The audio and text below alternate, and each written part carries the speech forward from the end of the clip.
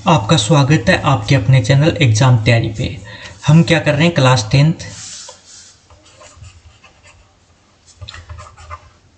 Tenth की क्या कर रहे हैं, मैथ। और मैथ में भी एक प्रश्नावली नंबर 8, प्रश्नमाला नंबर 8 का विविध, क्योंकि हमने इसके एग्जाम्पल तथा थ्योरी हमने पहले कंप्लीट कर ली थी, तो उसका नंबर क्वेश्चन नंबर 13 हम स्टार्ट करेंगे आज। इससे पहले हम बाकी क्वेश्चन पहले कर चुके हैं, तो आज का हमारा 13वां क्वेश्चन है। और ये क्या बोल रहा है वो देखते हैं। तो क्वेश्चन क्या कह रहा है कि किसी अपूर्ण मीनार, माने कोई मीनार है जो अभी पूर्ण नहीं हुई, उसके आधार से 120 मीटर दूरी किसी बिंदु से मीनार के शिखर का उन्नयन कोण कितना है, 30 डिग्री। ज्ञात कीजिए कि अगर मीनार को और कितना ऊंचा बनाया जाए कि जिससे उसी स्थान पर उसका उन्नयन कोण 60 डिग्री हो जाए, 30 से 60 हो जाए। तो हम एक मीनार बनाते हैं। ये एक मीनार है, सपोज ये पूर्ण नहीं है अभी।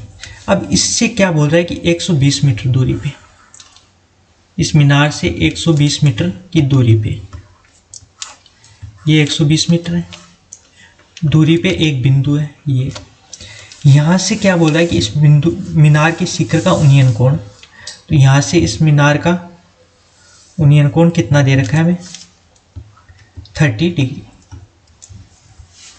ज्ञात कीजिए कि मीनार को और कितना ऊंचा बनाया जाए जिससे उस स्थान से उन्नयन कोण 60 डिग्री हो जाए। तो इसको और कितना ऊंचा बनाया जाए, सपोज इतना ऊंचा बना दिया इसको, और अब इसका ये कोण कितना होगा जाएगा 60 डिग्री।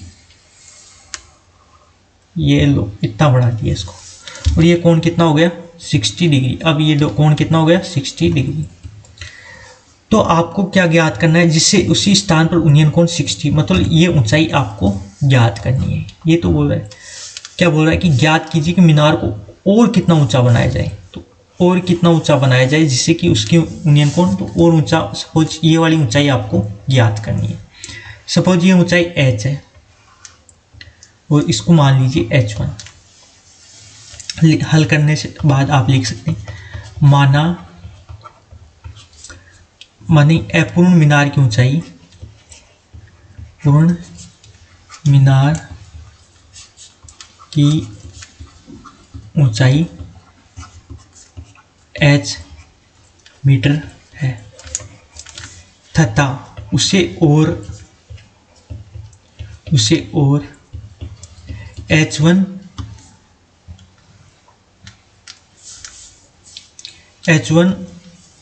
और बनाया जाता है।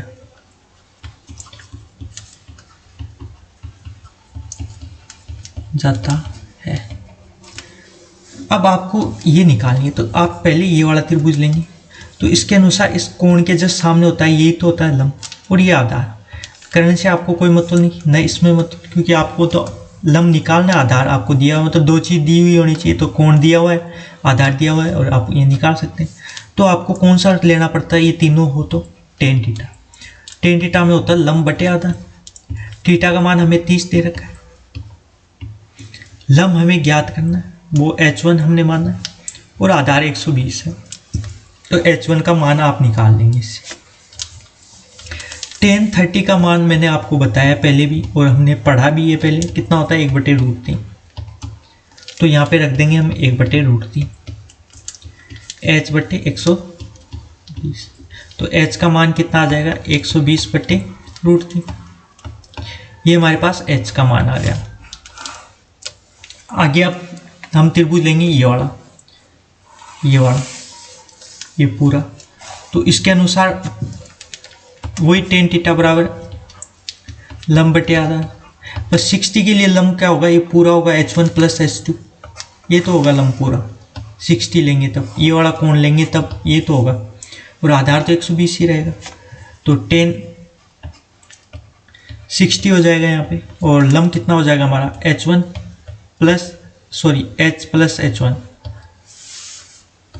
h1 बटे आधार 120। tan 60 का मान कितना होता है मैं आपको बताया था, tan 60 बराबर √3 होता है। तो यहाँ पे रख दीजिए √3, h1 प्लस h और h1 H और H1 और 1 जो ये है 120, इसको आप इधर लिख सकते हैं आप इजीली। तो 120 आप लिख दीजिए, या आप एक बार नीचे रख लीजिए। अब 120 इधर आ जाएगा, 120√3 बराबर आएगा HH1 प्लस। अब आपको ये अपने समीकरण 1 दे देते हैं, तो समीकरण 1 से H1 का मान इस पर पुट कर सकते हैं। समीकरण 1 से H का मान रखने पर, H का मान रखने पर तो 120√3, H का मान हमारे पास क्या है 120/√3 और H1 हमें निकाल, आप इजीली आप निकाल सकते हैं। तो H1 तो इधर रख लीजिए H1, और इसको 120√3 और ये इस साइड आएगा तो माइनस का हो जाएगा।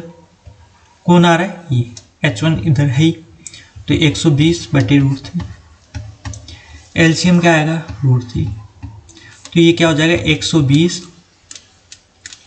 नीचे 1 है तो √3 इंटू √3 3 हो जाएगा, प्लस माइनस, ये चिन्ह है माइनस का बीच में, तो ये माइनस।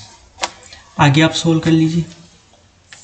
H1 बराबर आपके पास आ जाएगा 120, इसमें से कॉमन निकाल लीजिए 120, तो ये होगा 3 - 1/√3, तो 120 इंटू 2/√3, ये आपका आंसर आ गया। इसके आगे आप इसको करना चाहें तो कर सकते हैं। कैसे करना है आपको, तो 120 इंटू √3, अब ये √3 नीचे भी है तो ऊपर नीचे √3 का इंटू कराना पड़ेगा आपको पहले, क्योंकि नीचे से हम √3 को हटाना है, फिर तो हम पॉइंट में भी गुणा करा सकते हैं। तो ऊपर नीचे हमने करा दिया, तो नीचे आ गया 120 इंटू 2 इंटू √3, और नीचे क्या हो गया हमारे पास √3 इंटू √3 3। अब 3 से इसको आप काट सकते हैं, तो ये 40 हो जाएगा। 40 को आप 2 से इंटू करेंगे तो 80 इंटू √3 हो जाएगा। अब √3 का मान आप पुट कर दीजिए, मान होता है 1.732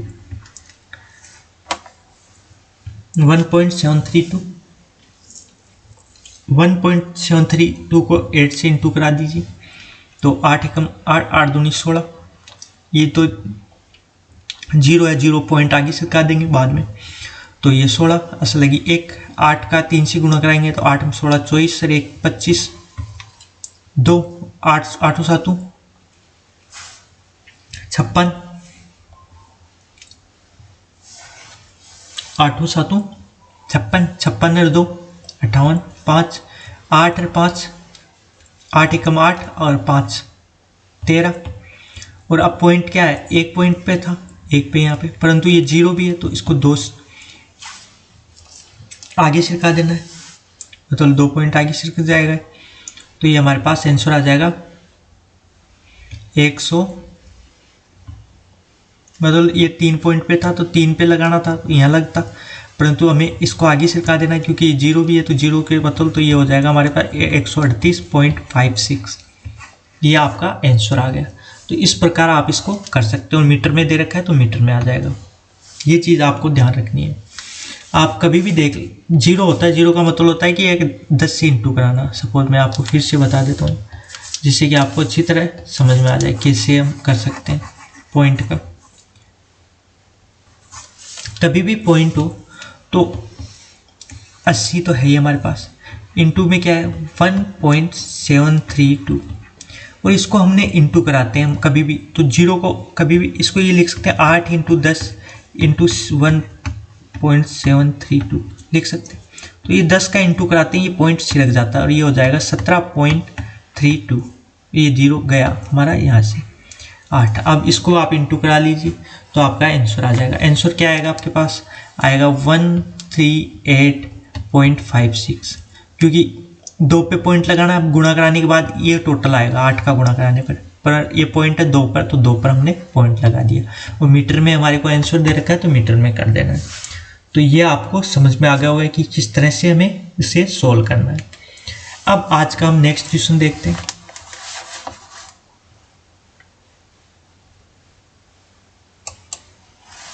क्वेश्चन नंबर 14,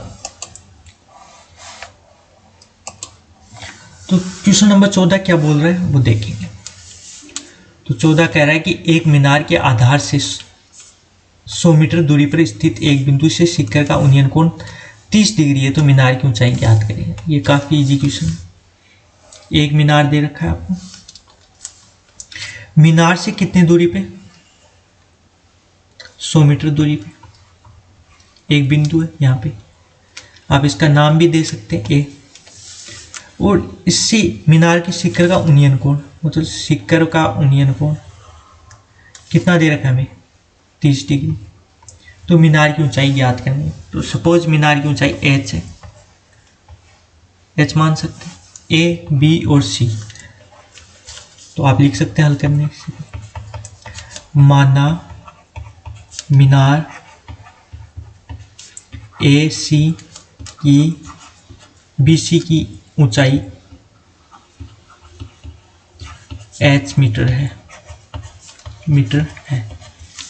वही आपको दे रहा है कि इसके जस्ट सामने होता है लंब होता है, या आधार होता है, और ये कोण। तो ये तीनों किस में होते हैं, टेन में होते हैं, थीटा, लंब और आधार। टेन में या कोट में, तो आपको पहले टेन आता है, टेन ही लेना चाहिए। वैसे कोट से भी आप कर सकते हैं, कोई फर्क नहीं पड़ेगा। टेन 30 मतलब टेन थीटा बराबर लंब बटे आधार, पुट कर दीजिए। थीटा का मान हमारे पास क्या है 30, लंब का मान क्या है h हमने माना है, और ये आधार 100 है क्योंकि h का मान हमें निकालना है। अब टेन 30 का मान होता है 1/√3, अभी देखा है हमने, h/100। तो h बराबर हमारे पास क्या आएगा 100, ये इधर चला जाएगा /√3, ये आंसर। इससे आगे आपको करना हो तो वही नीचे रूट में हो कोई भी संख्या तो उसके ऊपर नीचे गुणा करा के ऊपर ला सकते हैं उसी संख्या का। तो ये हो जाएगा हमारे पास 100 × √3/3। आगे आप इसको सोल्व कर सकते हैं। तो आगे आप सोल्व करेंगे तो इसमें पहले आप इसको इंटू करा दीजिए 100 को किसके साथ 1.732, इसका मान पुट कर दिया √3 का /3। तो ये पॉइंट है तो 2 0 मतलब ये पॉइंट इधर से लग जाएगा, तो हमारे पास क्या आ जाएगा 173.2/3। अब 3 का भाग दे दीजिए, तो इसमें देंगे तो 5, 17 में 3 का भाग देंगे तो 5, 15, 2 बच गया 21, 23, तो 15 3 7 21 होता है, 2 हो गया, पॉइंट आ जाएगा अब हमारे पास 2 22, वही 7 आ जाएगा, फिर 1 आ जाएगा। इस प्रकार आप इसका आंसर दे सकते हैं 3, और फिर 3 आ जाएगा। तो फिर आपको 2 पॉइंट तक आपको आंसर देना है, तो 57.73, और आपका मीटर में है तो मीटर आंसर दे दीजिए। तो ये हमारे पास इस मीनार की ऊंचाई आ गई, क्या आ गई हमारे पास 57.373 मीटर। तो काफ़ी इजी क्वेश्चन था, एकदम इजीली। तो ये दोनों क्वेश्चन आपको अच्छी तरह समझ में आ गए होंगे। यदि ये अच्छे लगे और समझ में आ गए तो आप कमेंट करके बताएं। यदि कुछ भी समझ में नहीं आया तब भी आप कमेंट करें, और नेक्स्ट क्लास में इससे आगे वाले क्वेश्चन करेंगे। धन्यवाद।